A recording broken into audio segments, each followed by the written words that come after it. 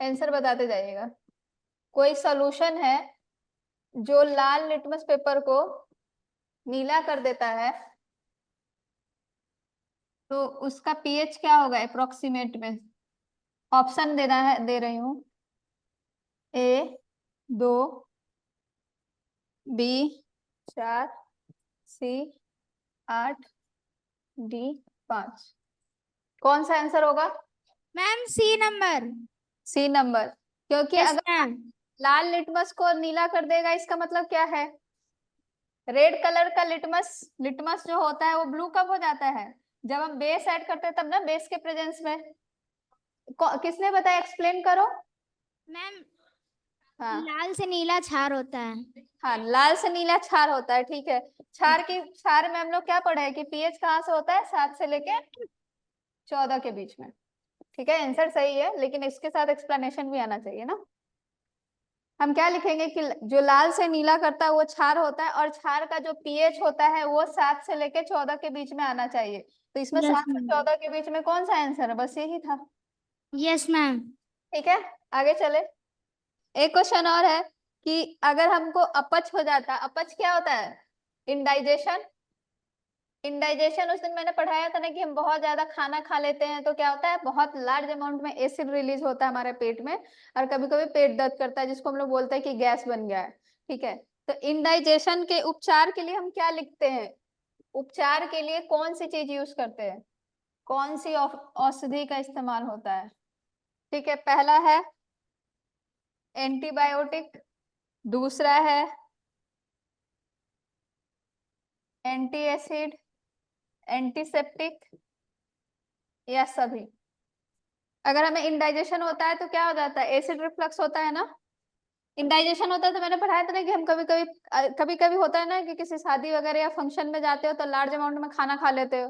क्या होता है उसकी वजह से? क्या होता है? लार्ज अमाउंट में एसिड रिलीज होता है, जिसकी वजह से पेट दर्द होता है। उसी को हम बोलते हैं इंडाइजेशन, हिंदी में अपच और इंग्लिश में इंडाइजेशन बोलते हैं। एबीसीडी में कौन सा ऑप्शन है?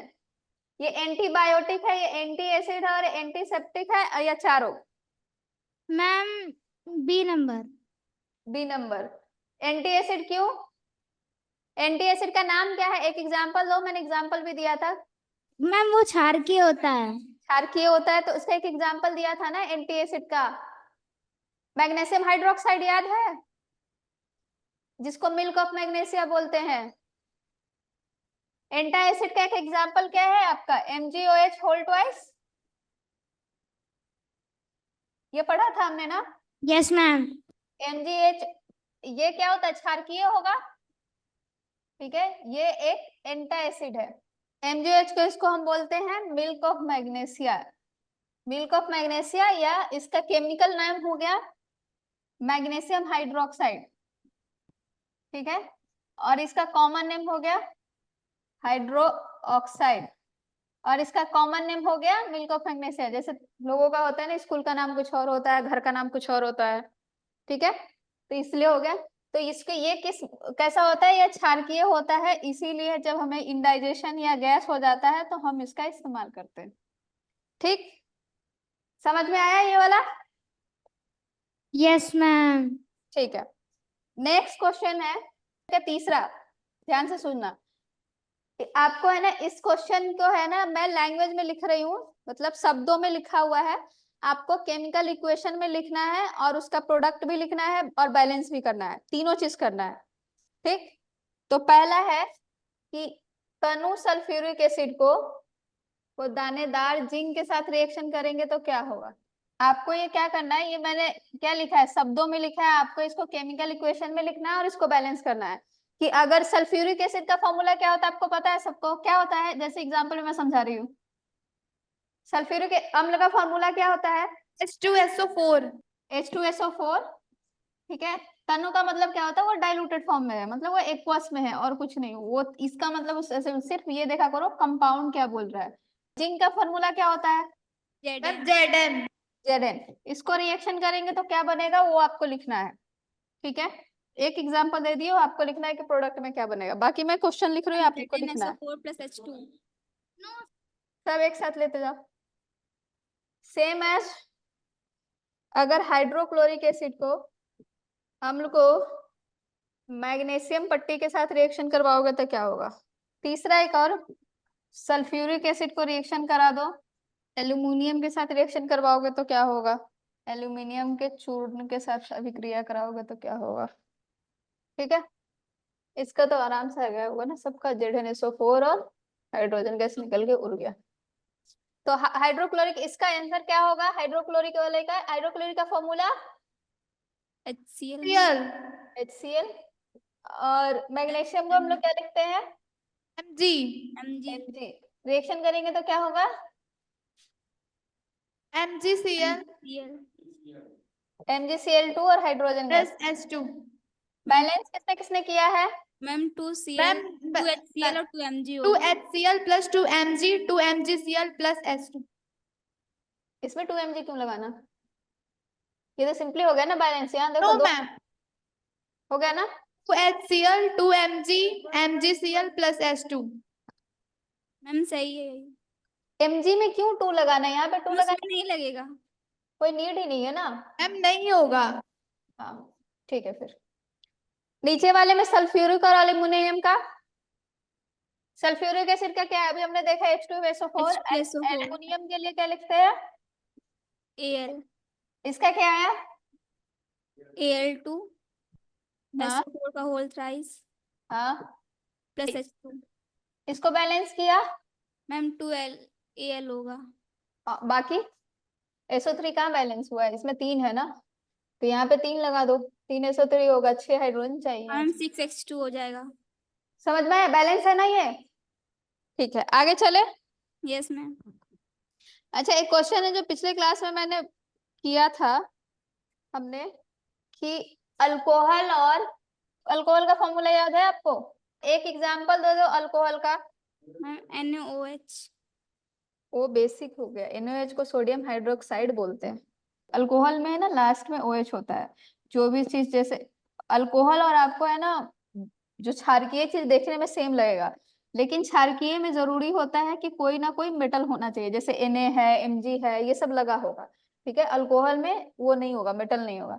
जैसे CH3S C2H5OH, ठीक है, C3H7OH, ये सब अल्कोहल है, सब में OH है। ठीक है, सेम एज बेस जो होता है इसमें मेटल होता है, NOH, MgOH होल ट्वाइस, ठीक है, ZnOH, ये सारे देखोगे तो ध्यान से देखोगे तो यहाँ पे मेटल है, सोडियम मेटल है, मैग्नीशियम मेटल है, जिंक मेटल है।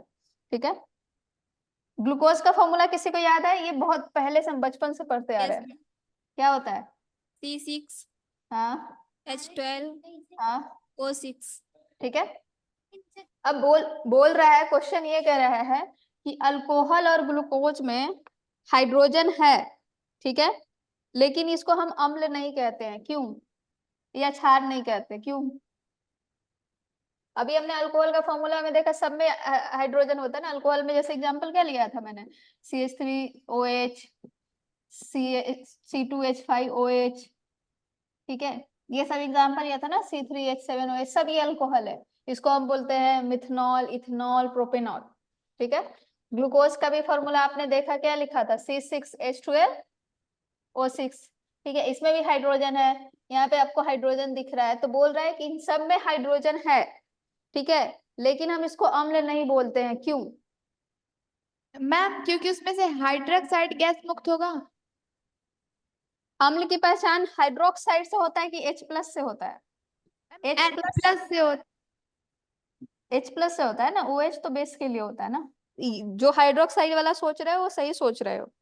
मैम अम्ल में हाइड्रोजन आयन के सिवा कोई और दूसरा धन आयन नहीं होता है, हाँ, और क्षार में हाइड्रोजन मैम हाँ हाँ हाइड्रोक्साइड आयन के सिवा कोई दूसरा ऋण आयन नहीं होता है।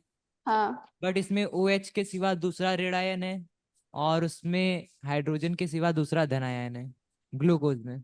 इसलिए मैम ये क्षार और अम्ल नहीं कहलाते। 50% सही है, थोड़ा और उसको सुधारो, ध्यान में दो, और कोई एक्सपेरिमेंट याद है तो उसको बताओ। ये तो हमें पता है कि हाँ, अम्ल के लिए H+ आयन चाहिए। मैंने बताया ना कि पानी में डालते हैं तो H+ आयन रिलीज करता है। अम्ल या क्षार कभी भी बिना पानी में डाले H+ आयन रिलीज नहीं करेगा, ठीक है। और क्षार जो होता है वो क्या होता है? OH आयन माइनस रिलीज करता है, ठीक है। और हमने ये भी पढ़ा था कि अम्ल जो है लिटमस पेपर पे या जो लिटमस पेपर पे कलर क्यों देता है, बस H+ आयन की वजह से, और कोई रीजन नहीं है। और ये भी पता है कि जो अम्ल होता है वो इलेक्ट्रिसिटी कंडक्ट करता है। कि किसको किसको पता है कि अम्ल जो है इलेक्ट्रिसिटी कंडक्ट करता है, अम्ल या क्षार? क्वेश्चन से करने से पहले मैं थोड़ा चीज बता देती हूँ। जो हम लोग इलेक्ट्रिसिटी पढ़ते हैं ना, विद्युत, वो मैम अल्कोहल एवं ग्लूकोज जैसे यौगिकों में हाइड्रोजन होती है, परंतु ये मतलब विलयन में आयनीकृत नहीं होते हैं। हाँ, वही चीज मैं बता रही थी। ठीक है, जो एसिड और बेस है, जब इनको हम पानी में डालते हैं तो क्या होता है, H+ और OH- आयन रिलीज करता है। ठीक है, हमने पढ़ा ना यस मैम। कि जो अम्ल होता है इसको हम लोग पानी में डालेंगे तो H+, जैसे हाइड्रोक्लोरिक एसिड को क्या होता है, H+ और Cl- आयन रिलीज करता है। ठीक है, उसके बाद क्या होता है, क्षार में क्या होता है तुम्हारा, OH- आयन रिलीज करता है। लेकिन ग्लूकोज और अल्कोहल के केस में है कि जब हम उनको पानी में डालते हैं तो H+ आयन रिलीज नहीं करता है। ठीक है, अगर उसको पानी में डालोगे तो एज इट इज रहता है, वो H+ आयन या OH- आयंस जो है वो रिलीज नहीं करता है। तो एसिड के लिए मेन इंपॉर्टेंट सबसे पहला ये लिटमस वगैरह, everything is related to H+ ion. अगर किसी का भी एक्सप्लेनेशन पूछेगा तो सबके एक्सप्लेनेशन में एक ही चीज आता है कि जो अम्ल होता है वो H+ आयन रिलीज करता है। H+ आयन का मतलब कि हाइड्रोजन प्लस, ये वाला। अगर कोई पूछे भी कि जो लिटमस पेपर पे ये कलर क्यों दिखता है, अगर हाइड्रोजन की वजह से रेड जो दिखता है वो H+ आयन की वजह से दिखता है। अगर तुम्हारा क्षार में ब्लू दिखता है तो OH- की वजह से दिखता है। तो ये सब आयंस की वजह से ये तुम्हें कलर्स वगैरह दिख रहे हैं। या इलेक्ट्रिसिटी कंडक्ट पूछेगा कि जो क्षार और अम्ल होता है वो इलेक्ट्रिसिटी भी कंडक्ट करता है, क्यों? क्योंकि जो क्षार और अम्ल है वो H+ आयन और OH- आयन रिलीज करता है। और इलेक्ट्रिसिटी के लिए हमेशा आयन चाहिए, इलेक्ट्रॉन के फॉर्म में, माइनस प्लस कोई भी। ठीक है, आयन चाहिए, इसलिए वो इलेक्ट्रिसिटी कंडक्ट करता है। तो जो अब आते हैं लास्ट हमारे क्वेश्चन पे। हमारा क्वेश्चन है कि ग्लूकोज और अल्कोहल, आंसर ऐसे लिखना, ग्लूकोज और अल्कोहल के कुछ एग्जांपल्स दे दो। उसमें लिखना है कि इसमें हाइड्रोजन कंटेंट होता है, फिर भी जब हम इसको पानी में मिलाते हैं तो किसी भी तरीके का H+ आयन ये जो है रिलीज नहीं करता है पानी में। ठीक है, इसकी वजह से इसको हम लोग जो है अम्ल के कैटेगरी में या अम्ल के वर्गीकरण में नहीं डाल सकते। पहला चीज, अगर पूछा जाए कि एक्सपेरिमेंट करके बताने के लिए कि कोई क्रियाकलाप ऐसा एग्जाम्पल दीजिए जिससे पता चले कि जो अल्कोहल और जो ग्लूकोज है उसको हम अम्ल वाले कैटेगरी में क्यों नहीं डालेंगे, तो हम क्या करेंगे, अल्कोहल और ग्लूकोज वाले में इलेक्ट्रिसिटी कंडक्ट करेंगे। इलेक्ट्रिसिटी वाला एक्सपेरिमेंट हमने देखा है, कैथोड एनोड डालते हैं, फिर बल्ब लगाते हैं इस तरीके से। ये वाला हमने देखा होगा, अगर यहाँ पे जो बच्चे आते हैं उन्होंने देखा होगा कि इस तरीके से होता है। एक सॉल्यूशन लेते हैं, इसमें जो भी उसको टेस्ट करना है कि इलेक्ट्रिसिटी कंडक्ट करता है कि नहीं। ठीक है, ये तुम्हारा बल्ब का ऐसे लगा के देखते हैं। ठीक है, एक प्लस और एक माइनस।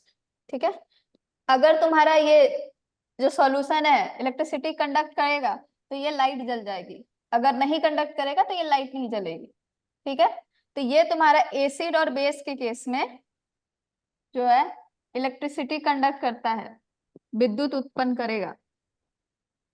ठीक है, लेकिन जो अल्कोहल और जो ग्लूकोज है वो विद्युत उत्पन्न नहीं करता है। ठीक है, इसका रीजन क्या है, क्योंकि एसिड और बेस में क्या है, H+ आयन है और OH- आयन है, इसमें कुछ भी नहीं है, तो इसीलिए इलेक्ट्रिसिटी कंडक्ट नहीं करता है। ठीक, तो अगर क्वेश्चन आएगा इसमें, मैंने ये आधा क्वेश्चन है, तो पहला लिखेगा कि अगर अल्कोहल है जो इसको अम्ल की कैटेगरी में नहीं रहना ना, सबसे पहला चीज लिखेंगे क्योंकि H+ आयन रिलीज नहीं करता है। ठीक, अगर क्वेश्चन में ये भी है कि आप क्रियाकलाप के थ्रू बताइए, कोई क्रियाकलाप का एग्जांपल दीजिए, तो हम बोलेंगे कि हम इसमें क्या करेंगे, इलेक्ट्रिसिटी को कंडक्ट करा के देखेंगे, अगर हमारा बल्ब जलेगा, ठीक है, तो हमारे वो अम्ल और क्षार की पहचान है, अगर नहीं जलता है तो वो अल्कोहल और ग्लूकोज है। इतना समझ में आया? Yes ma'am. एक और क्वेश्चंस करते हैं। ठीक है, कोई ABCD सॉल्यूशन है, ई, इसका pH वैल्यू आपको दिया हुआ है 4, 1, 11, 7 और 9। ठीक है, इसको आपको छांटना है कि किस में लाई करेगा, उदासीन, बी में प्रबल क्षारीय है, सी में प्रबल अम्लीय है, डी है दुर्बल अम्लीय है, और दुर्बल क्षारीय। ठीक है, क्वेश्चन समझ में आया? Yes ma'am. अब इसको कैटेगराइज करो। पहला का आंसर क्या है? ए का। ABCD में से कौन सा होगा? मैम डी होगा। डी। मैम डी के अलावा किसी और का क्या आंसर है? किसी का आंसर है? मैम कोई नहीं। बी का। मैम सी होगा। मैम सी नंबर, और सी में?